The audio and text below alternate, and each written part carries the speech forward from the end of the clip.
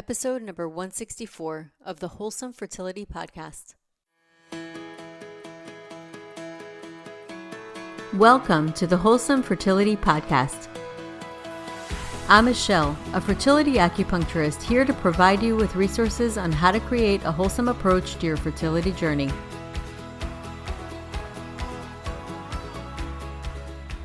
Welcome to the Wholesome Fertility Podcast. Today I want to talk about something that I found so fascinating when I was first studying Chinese medicine, and especially when I was really applying it to the menstrual cycle and fertility health, which is really the yin and the yang of the cycle. So the menstrual cycle has phases that it goes through, as we know in Western medicine. It starts out on the first day of your period. So first day of your period meaning the first day of full flow, so not spotting, and that's typically how one starts to track their cycle. So when you do track your cycle, especially when I have my patients coming in, I find it super powerful and beneficial to be able to see the BBT charts. When people actually check their temperature every morning, this actually can help me, from my practitioner perspective, see how their yin and yang is working. Is it too low? Are they deficient in one of them? And what's going on with their temperature? So if you haven't heard my episode on the yin and the yang, it's way early in my podcast episode. I talk about the yin and the yang. So basically what they come down to, I'll give you a brief overview, is that the yin is cooling energy. They're both really descriptions of states in nature. So yin is, if you think about potential energy, that's more inert, non-moving. It's the egg versus the sperm. So yin is the egg, yin is the full moon. Yin is more milky, moist, cool. Yin is night. And it's more of a cool, dense energy. It's more feminine. And as you see the typical female male, the male is more active, which is yang. The woman's a little bit more subtle. So there's more of a subtlety to yin in general. And within the yin and the yang, both have a little bit of each other. So there's always that movement back and forth. So even though something is yin, even though it's potential, it still has a lot going on. If you think about the egg, even though it's not moving quite as fast, it's a little more slow moving. And still, compared to the sperm, which is very young, it still has a ton of mitochondria. It has this potential and a ton of yang that's waiting in there to emerge when it needs to. So if you look at the yin and yang symbol, it really explains it, and you can really get a good visual, is that the dark has a little white and the white has a little dark. The dark symbolizes the yin, the white symbolizes the yang. And then the yang energy is more, if you think about the sun, you think about heat, you think about movement, action, activity, and it's more dynamic. It's the sperm, active, running, moving towards the egg. And it's more of that activity energy, active heat energy. And typically it does show up as heat in the body. Typically you want the yin and the yang to balance, ultimately. Now what's amazing about the yin and yang is that they're basically the basis of all of nature. They're the basis of health. When the yin and yang are balanced, that is where health and vitality occurs. It's the perfect way. If you look at Western medicine, the way they describe it is it's basically homeostasis. Homeostasis is where the body always wants to stay stabilized. It's the body's way of stabilizing itself. If it gets too hot, it knows how to cool down, and vice versa. And it does that with everything. It does it with hormones. If there's too many hormones, the body stops making it. If it senses it within the blood, it's like the body's thermostat. It can sense it and then it shuts off. Just like a thermostat works on the air conditioning. If it feels a certain temperature increase, it turns on for the air conditioning to turn on to cool down the environment, and then basically it just keeps it at status quo, it keeps it on whatever it's set. Typically how that's how it works.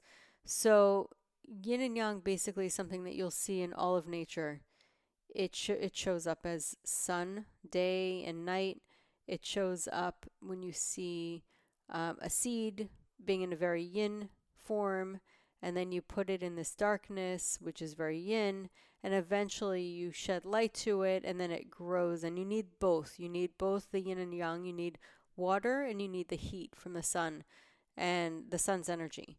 So everything in nature has this beautiful combination of opposites working together, transforming into each other.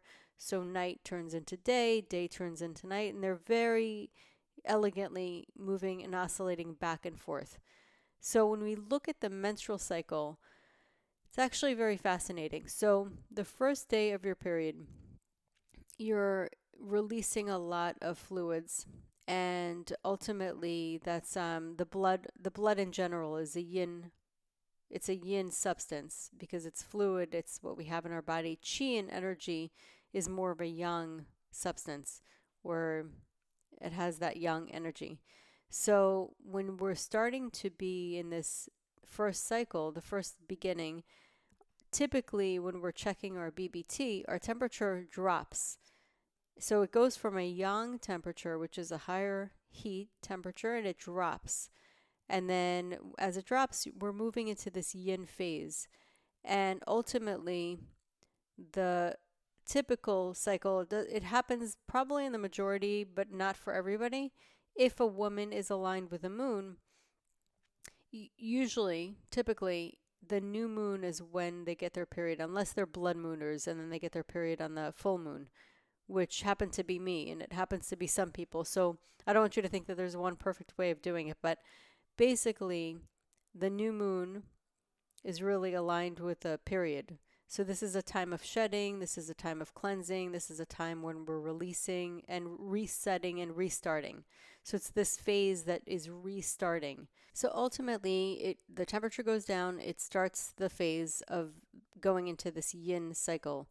And that's when estrogen increases. Typically, estrogen will help increase cervical mucus. It helps get more fluid. It actually tends to make us retain a little bit more water. It's a little bit more of a yin. If we really look at like hormones being yin or yang, it's a little bit more of a yin hormone. And ultimately, that's the time that we start to produce cervical mucus. What is moistness? That's yin. It's all yin substances. And then it's also a time where our temperature is a little lower in the BBT chart. And then right around ovulation, that is this really fantastic time where we're getting a little transformation happening. And typically, when the yin and the yang transform into each other, there's also a transformation and shift that happens within our body. And it's amazing, but if you think about it, it almost looks like a heartbeat. The temperature goes down, drops a little bit, and then it goes up after ovulation. And after ovulation, we turn into this yang energy. And the yang impacts our body by increasing temperature. So typically, we'll start out like around 97s in the follicular phase, and then it kind of drops and goes up and then stays up around 98s. Typically, that is a normal range. And then after it goes up, it should stay. This is like a typical cycle, a balanced cycle. It should stay up around 98s all the way up until the point of the first day of the second period. So the next cycle that starts.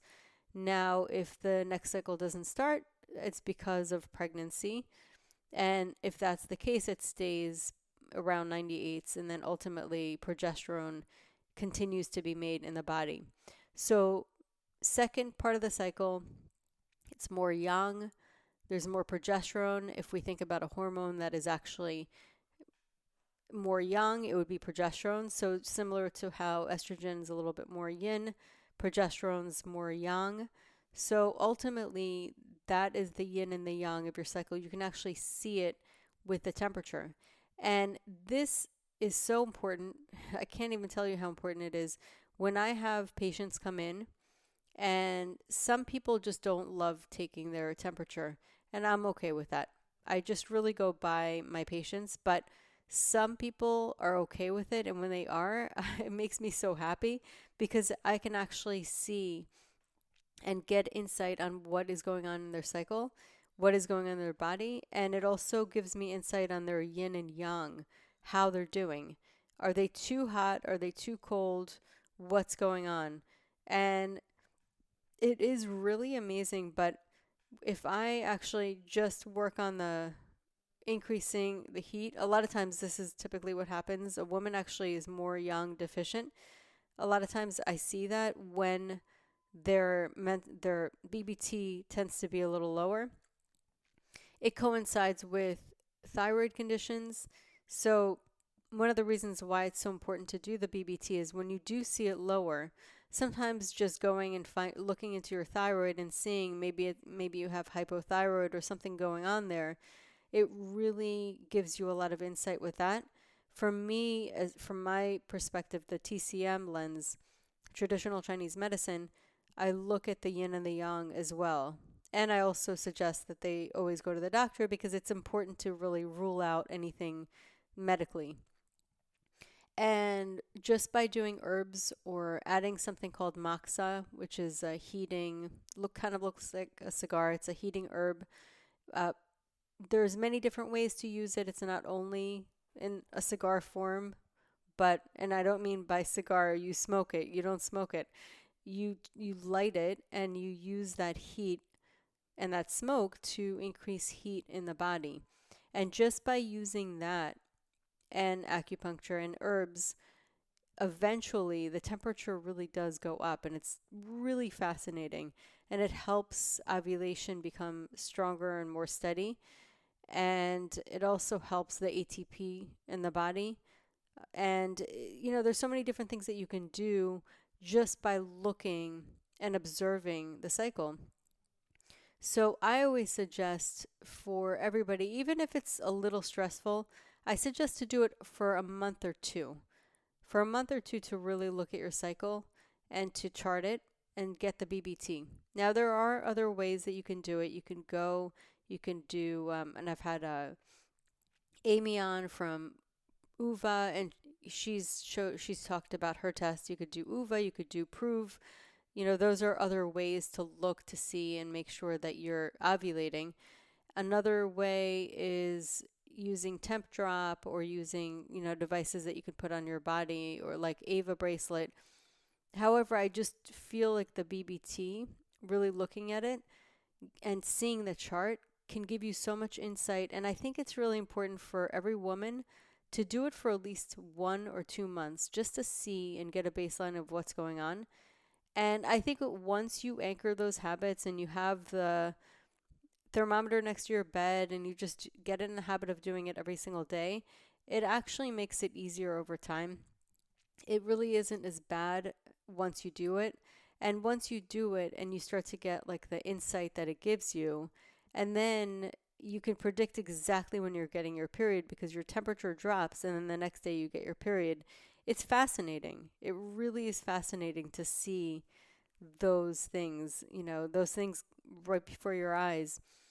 So, some of the ways, if you are not familiar with taking your temperature and doing a BBT charting, I can give you a little bit of directions on how to do that. Basically, you could do one of many things as far as charting them. You can actually print out charts and you can get those online. You can find lots of charts to print out where you can do it physically, manually by hand, or you can get apps. Kandara is a really good one, FEMM, Glow. There's many different ones that you can actually get. They're basically period apps where you chart and you write down the temperature if you get your period. You also write down when you see cervical mucus, and you note all those things throughout your cycle so that you can see an overview, and then you can start to see patterns. And then I suggest getting a BBT thermometer. So a BBT thermometer, versus a regular thermometer. It's a lot more specific. So it's just something that I personally recommend. You can actually find resources of this on my website at www.thewholesomelotusfertility.com. I have resources and for charting, and you can basically you get a BBT thermometer, keep it right next to your bedstand. As soon as you wake up, you put it in your mouth. The best way to do it where it's a more accurate read is to put it in your mouth 10 minutes, up to 10 minutes before you turn it on. So it's a digital thermometer. You put it in your mouth before turning it on. You leave it in your mouth and then you turn it on. If you do so, and it's not the end of the world if you don't have time to do it, but it's just better because you'll get a more accurate read and it's not going to go up and down as much. So ultimately, that's what you want to do every single day.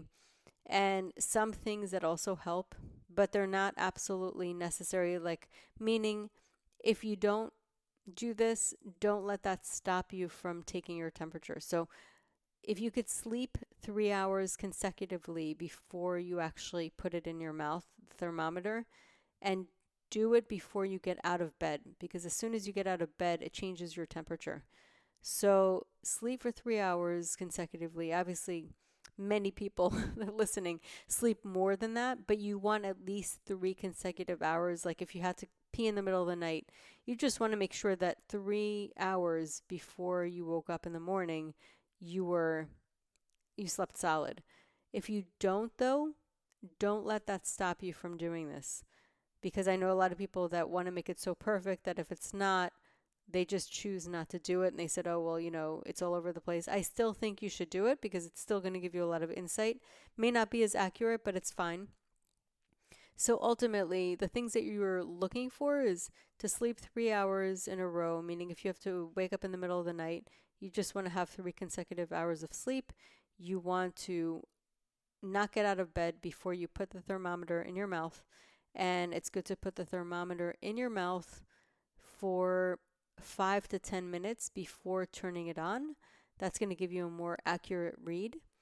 Then jot it down or write it down either in your app or physically on a piece of paper every day. And that's all you do. Basically, that is what you do. And what you look for typically is at the follicular phase, which is the time of your first bleed, the first day of your bleed, up until ovulation should be around 97s. It typically dips and then goes up around ovulation, after ovulation, and it should stay around 98s. And you really should see a significant difference.